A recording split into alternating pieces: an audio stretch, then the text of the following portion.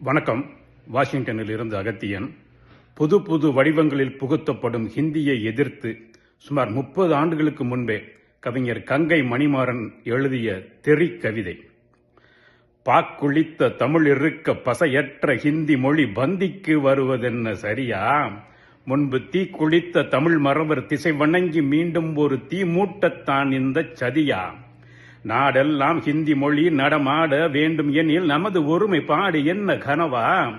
தமிழ்நாடென்ன அடிவருடி நயத்தக்க மொழி பேசி நஞ்சருந்தி விடும் என்ற நினைவா?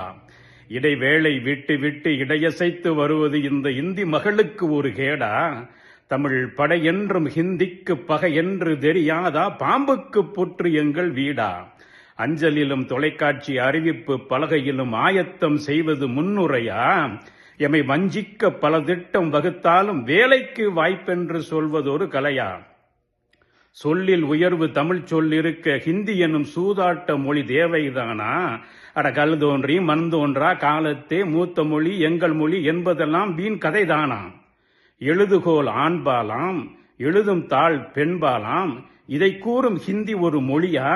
இதை வழிமொழிய வேண்டும் என்று வருகின்ற கட்டளைகள் வரலாற்று போருக்கு வழியா? மீண்டும் ஒரு மொழி போருக்கு வழியா?